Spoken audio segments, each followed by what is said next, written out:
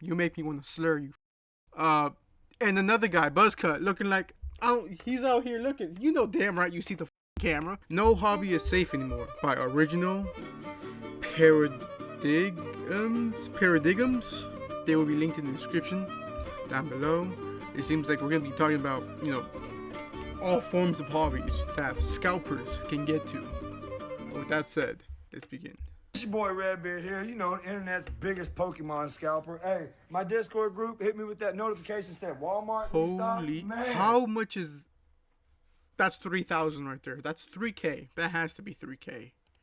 I hit my local stock checkers. We cleared them out. Maybe a little bit more. Them kids. The hobbies that we grew up with that were supposed to be accessible and fun are all gone. Pokemon cards, video games, sneakers, Legos.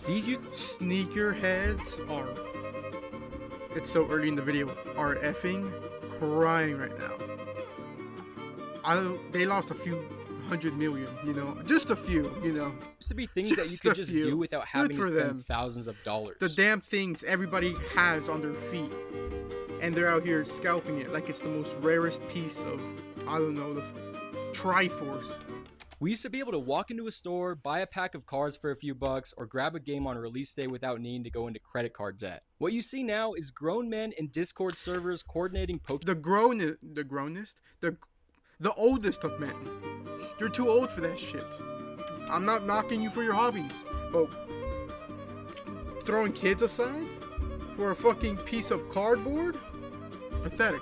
Pokemon card drops to flip profit at a 400% markup. And hobbies are now even being seen as investment vehicles. Every community is being infiltrated with scalpers, and these corporations have realized that they could charge whatever they want as long as they play into nostalgia. And even kids are being priced out of hobbies that were literally designed for them. Real quick, before we get into it, did you know that a hacker can grab the 4 bonus months while the deal's still live? Trading card games used to be one of the most easily accessible hobbies that you could get into. Walk into any store, grab a pack for a few bucks, and build a collection over time. That was the entire point. It had a low barrier of entry and a high ceiling for collecting. Pokemon and sports cards have proved this for decades. Nice. You didn't need to be rich to participate, you just had to enjoy the game. But all of that is completely dead now. Pokemon cards are the perfect example of how accessibility dies. Booster boxes used to run for $100 to $120. Now they're $200 to $300. That still blows my mind. $120? That's like if I were to work a full 8-hour shift. That's a whole 8-hour shift on what, $12, $13 an hour? Depending on the job. And I'm not gonna sit here and like on my high horse or be on the high horse saying this doesn't affect me. I did get FOMO. And I did get some cards. Look at this.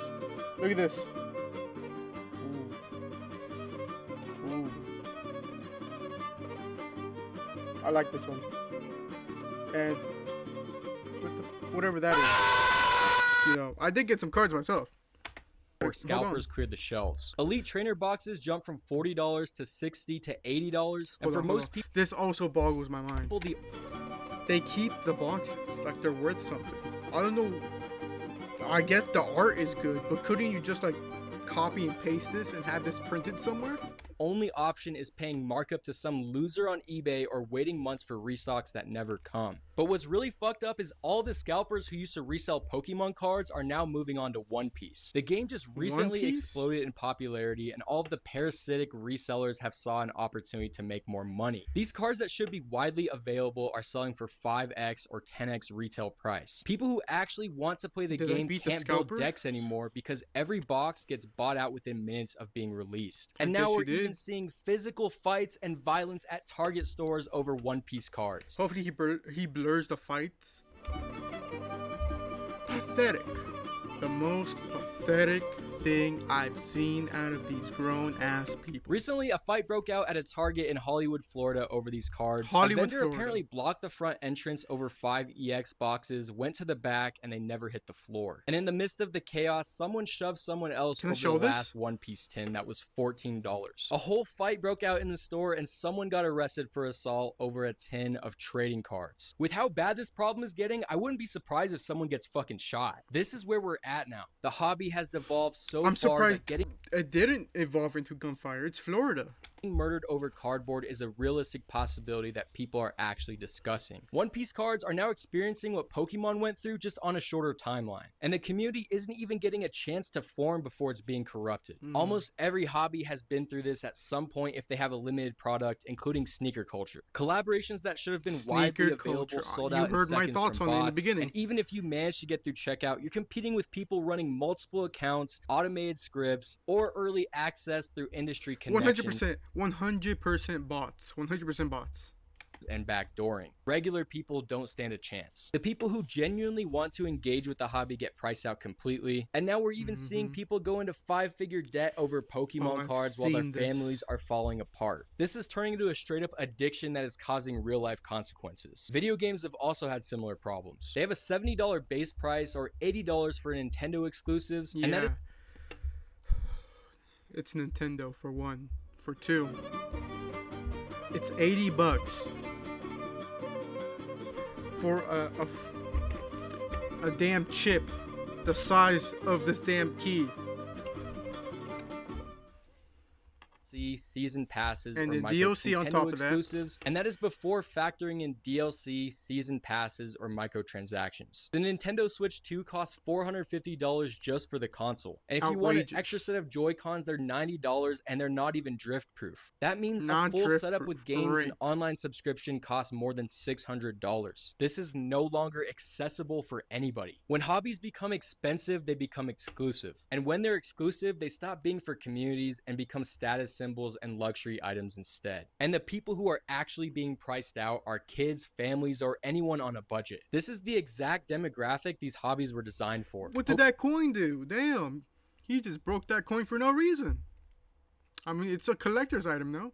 Collectors, as in it won't gain value, as in, you know, it's just a piece of plastic. But, Pokemon marketed itself for children's entertainment for 30 years, but now their products are priced almost exclusively for adults with high disposable income. The fact that Pokemon continues to call itself a children's franchise while also pricing out kids is hypocritical as hell. We all know that it's targeted at millennials and older Gen Z, and with these prices, kids can't even get their foot in the door to start enjoying the hobby for themselves. Parents now have to stand at Target staring at empty shelves where Pokemon and One Piece cards should be, trying to explain to their confused kids why they can't buy a single pack. Online communities are filled with requests for help finding reasonably priced products. Let me remind you. 100 or so per pack. 1, 2, 3, 4, 5.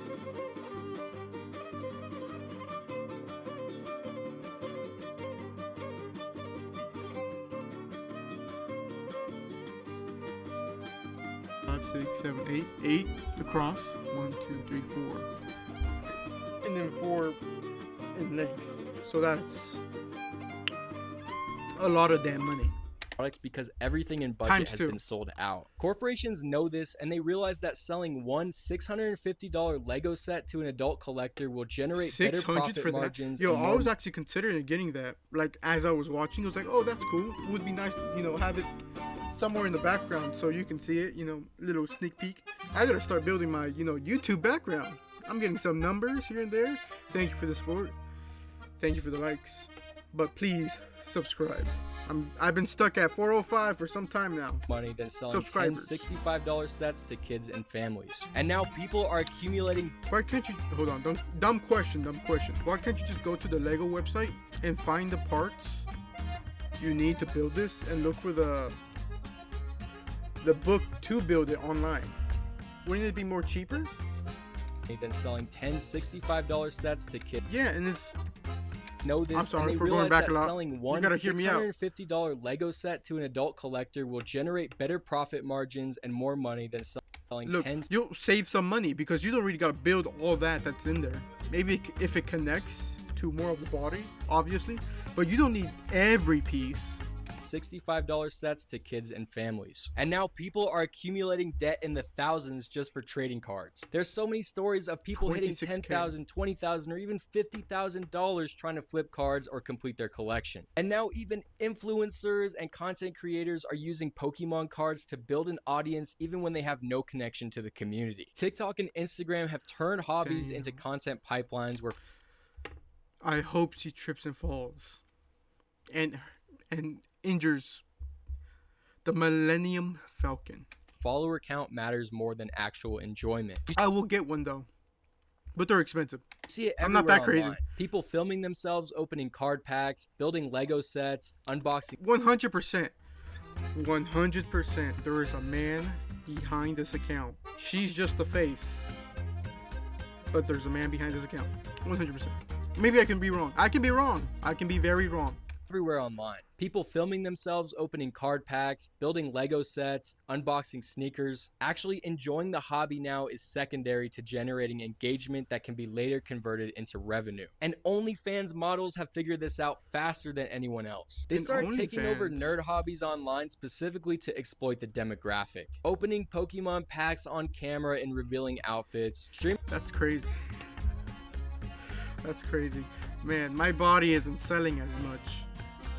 Time to open some Pokemon packs. You know, just fucking themselves playing video games, cosplaying as gotta get those eyes on me. From popular series. And the hobby is constant, now bait to fuel viewers towards their subscription services. That's what I was just saying. This strategy works because these hobbies attract a specific audience. They're not fans and they don't care about the cards or the games. The hobby is being served purely as a promotional funnel for completely unrelated adult content. And this content... Okay.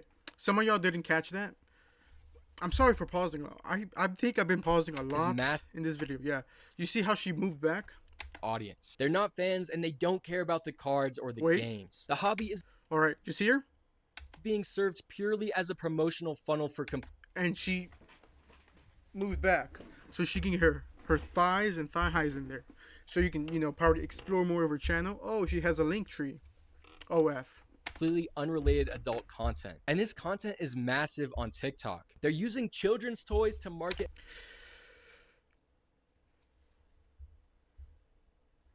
Damn, I look good. Anyway, I don't even have to explain it. You see it. Adult content to an audience that includes actual children alongside the adult simps who think that these models genuinely share their interests. Social media platforms continue to push content like this because it means more revenue for everyone involved. The OF girls get subscribers, the platforms get ad revenue and user attention, and the hobby itself just becomes content. And kids watching this content get exposed to it, normalizes it, and starts thinking hobbies exist primarily for content creation rather than personal enjoyment and fun. But a lot of regular content creators also do the same thing. They don't actually care about the hobbies that they're pushing. They care about views, subscribers, and sponsorship deals. Even book collectors filming book haul videos where they show off dozens of books that they'll never read. Sneaker collectors doing unboxing videos for shoes that they'll never wear. And Lego enthusiasts who are building sets purely for time-lapse content. Those who know, yeah, you can see it. Those are frogs on that tree. This created entire subcultures of people who have hobbies but don't engage with them beyond content creation. They buy the supplies, set up the shot, film the content, then abandon the activity. The hobby is performative and now becomes purely for aesthetic reasons. Hobbies used to be private pursuits done for your own personal satisfaction. But to me now it seems like they're more like public performances to make money on the internet. And because so much money is involved in these industries, people have started turning hobbies into investment vehicles. Pokemon cards are now being seen as asset portfolios that are never opened. Lego sets are stayed sealed to resell in the future. And the crazy thing is, when it comes to these Legos and Pokemon sets, like these specifically, in 30 years, if it's still going strong, they will be worth money. Because new people enter this world, they grow up, they like this genre of trading card games. They like Pokemon. And they want older packs, and they will get those older packs because these people are buying them and hoarding them until then. And unless Pokemon goes bankrupt, actually if they go bankrupt, these things will either triple because there's no more form of supply, or there's no supply. What I'm trying to say here is there won't be an official supplier, so these are going to be like the originals unless another company takes over. So yeah, they would like triple or quadruple. That are never open. Lego sets. Now Lego sets. These are Star Wars ones and the Titanic one for some weird reason. And the Mario ones, which are exclusive that I'm seeing here. Indiana Jones. The Indiana Jones might be worth a lot. Harry Potter. Basically all of this will actually, be its weight in gold. because they're gonna be old and people are gonna want them. And sneakers are never being Sneakers though. You heard me. I'm not they gonna just ramble. sit in someone's climate-controlled storage room or basement waiting for the prices to increase. This mindset completely destroys what hobbies are supposed to provide. Cards never get played with or in the hands of actual kids. Sets are never built, and You know. for the prices never get played with or in the hands of actual kids. Sometimes I live with under my means because I don't need a lot to be happy. But sometimes I wish I had money to just be sitting there all day building sets, buying Lego sets and building them all, and displaying them. Never built, and one day.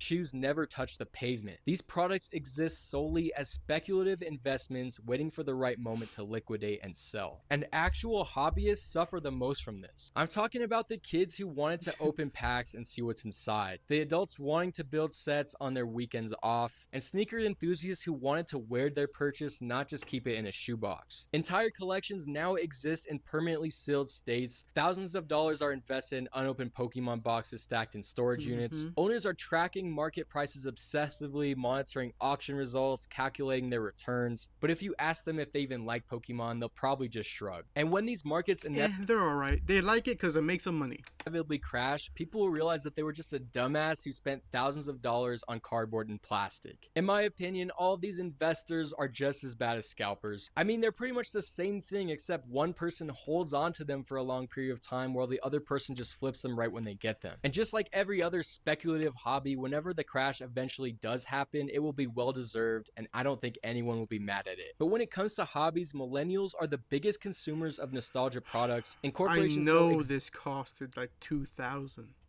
I just know it did. Exactly how to exploit it. The fact is, most millennials because like it seems like it's custom parts. Yeah, they're custom modes. It's not like a bunch of little. Oh wait, this isn't Lego. I thought it was Lego. I'm sorry. Hold on. Of nostalgia products, and corporations know exactly how to exploit it. The fact is, most millennials are just desperate to feel something good again. They remember when Pokemon was just a game, or when Legos were just toys that they built, and the hobbies were simple and accessible. For them, those memories represent a time before they had all of these problems in their life, and now corporations have realized that they can make the most amount of money from this group. Disney releases premium collectibles targeting millennial nostalgia. Disney is the biggest scammer there is.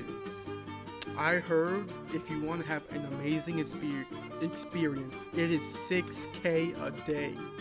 $6,000 a day. 6 to 7K a day. Don't quote me on the meme there.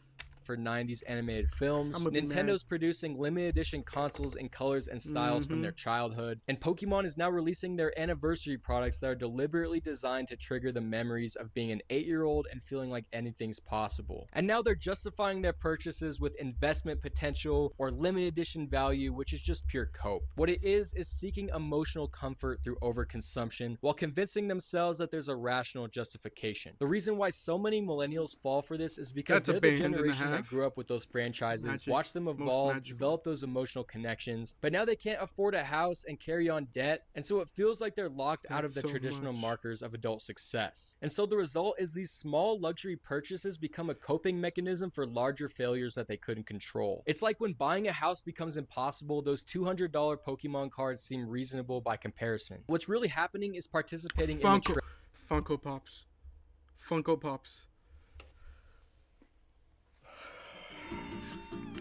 I was over at a friend's house, a mom's friend's. That was my childhood best friend. Nothing but Funko Pops. A wall of Funko Pops in those clear cases. I can't. And feeling a part of something and experiencing that brief dopamine hit. I don't see it. This is so easily produced. This can be so easily produced. Acquiring the thing that everyone wants. And at the end of the day, all these companies that are just nostalgic baiting are doing so because they know it works. They profit from this cycle while millennials just sink deeper into debt buying these temporary emotional band-aids. Hobbies are so cooked that now everything has to be based around profit. And the worst of the worst are the resellers who have destroyed way more than just trading cards. The same pathetic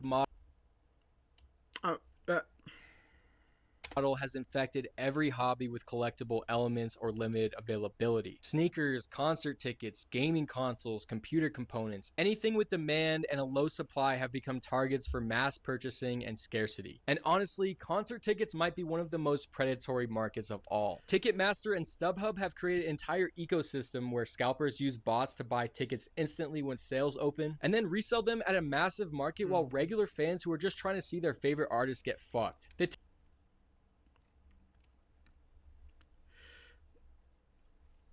tickets sell out and they are immediately available at 5, 10, or even 20 times the face value on the secondary market. The whole industry operates on legal scalping where the primary sellers and the secondary markets both profit while the actual fans get screwed. The worst part about ticket scalping is now corporations are actually enabling it. Ticketmaster owns StubHub. This means that they profit from both the initial sale and the resale market. They have zero incentive to stop bots or prevent scalping because they make money at every stage. These platinum and dynamic pricing systems have let them participate directly in price gouging based on demand. And what used to be illegal scalping is now the standard in business practice. And we saw the same thing with gaming consoles a few years ago. The PS5 releases were a complete disaster. Sony delivered. I got a PS5. I don't use that shit. I have a PC. Because, you know, I ain't paying PS Plus. I don't gotta pay PS Plus when I'm on a PC. I get to play whatever the fuck I want. Obviously, I lost a couple 60 games or so, but I ain't paying no PS Plus. Liberally limited their You ain't getting my money no more. supply, and scalpers were. And the PS6, it's coming eventually. Nobody's gonna buy that shit. There's, what, 2 generations left for consoles. I was always a PS person, but let's be honest, PC is where it's at. Able to buy every unit instantly, where regular and casual gamers couldn't purchase these consoles at retail for over a year. Scalpers sold PS5s for $800, $1,000, $1,500 to these desperate buyers, while millions who actually wanted to play the games just for fun got locked out entirely. GPUs and Nvidia chips have also gone through the same cycle. The crypto mining economy created this massive demand, the scalpers bought everything again, and gaming PC enthusiasts couldn't get their graphics card at reasonable prices for years. These cards that had a $500 MSRP sold for $2,000 plus on the secondary market. Magic the Gathering has shown us how scalpers can destroy hobbies with even decades of community. New set releases get bought in bulk by stores and scalpers, which limit availability for people who actually want to build decks. So now the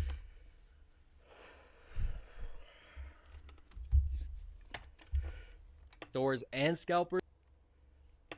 No. I'm gonna have to zoom in here and fucking in editing.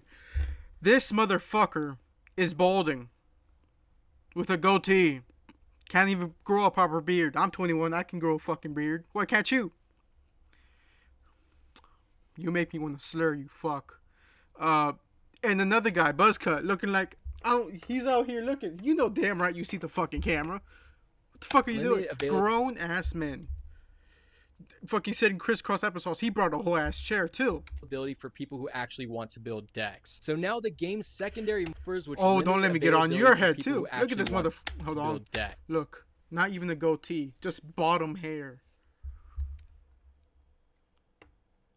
He looks like he got slapped so hard from his father when he was a fucking kid. His face stayed like that. So now the game's secondary market is being dominated with speculation rather than playability for what it's made to be. And also the sneaker resale market has a special mention for this because it operated off of pure scalping and reselling for over a decade. Resellers literally ran this entire hobby. But now the reselling community has finally collapsed because Nike flooded the market and eliminated that artificial scarcity. And so now a lot of these resellers have pivoted to Pokemon cards, Labubus, or One Piece cards, pretty much whatever the next hype product is, which brings in that same behavior to new communities. No matter what they say on the internet, these people aren't entrepreneurs or business owners. They're pieces of shit who have realized that they can make more money just reselling stuff that already exists rather than contributing any sort of value to society. And it sucks because every market that scalpers touch eventually gets destroyed. They oversaturate with inventory, kill the demand. Oh my god. Did they fucking pop out of the same woman here? What the fuck? Why skinny ass legs? Hold on. It has to be something important. That scalpers touch eventually gets destroyed. They oversaturate with. Oh, it's just Pokemon cards. It's straight up Pokemon cards. they all look the same in the body type. Why is this? Inventory kill the demand through their excessive pricing. It drives away genuine enthusiasm. I know I just pause a lot, but just look. Slippers, slippers, slippers, slippers. Socks, socks, socks. That guy's in Crocs. Small shorty shorts. And I don't know, a jacket and just a normal t-shirt. And then they just move on to the next target. They're content the farming, they community's have to. burnt out with the crashed market while they have zero consequences for all of the damage. But really the root problem is all of the corporations behind these brands. The Pokemon Company, Lego, Nintendo, Ticketmaster, Sony, Nvidia, they have the power to stop scalping literally today. They just choose not to because the artificial scarcity and inflated secondary markets benefit them financially. We're even seeing the grocery industry now trying to implement dynamic pricing with facial recognition and AI surveillance. Recently, that is a different topic for a different day. That pisses me off.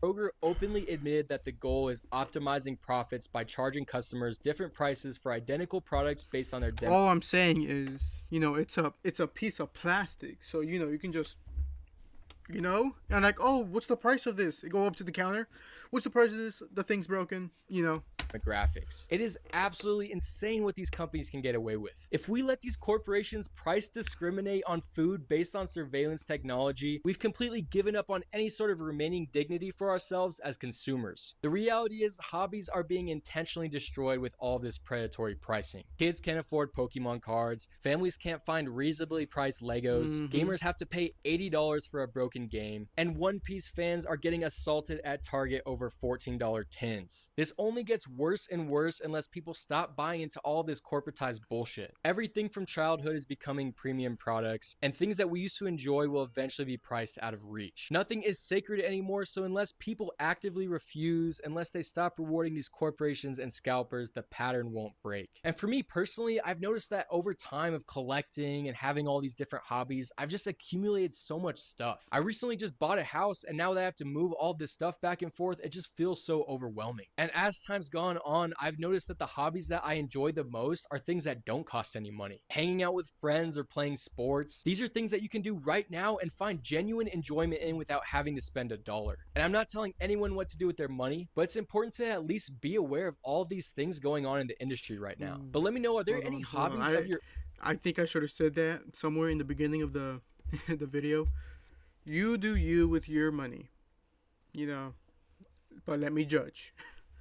Own that you stopped getting into because everything got so expensive? I don't know. I feel like a lot more people are kind of playing into that minimalism lifestyle where things that they don't use every day or they don't genuinely care about, they're just sort of selling them or getting rid of it. And if you like content like this, feel free to check out some of the other videos on my channel that are similar to this one, and I'll see you in the next one. Peace. That was Original Paradigmus. No hobby is safe anymore. Let's read a little comment here. Scalpers deserve the worst. I've seen a few get pieced up. Investing in a kid's card game and plastic bricks is for financial gain versus investing in the collective you truly love and hope to continue to add to through stories and adventure. Either that sentence was fucked or I was. I blame social media. It's a cancer consuming everything once good. I agree. Now, if you did make it this far, please give me some feedback in the comments of what I can do differently. I did do something different, I think. Like, subscribe, please subscribe, and I'll see you next time.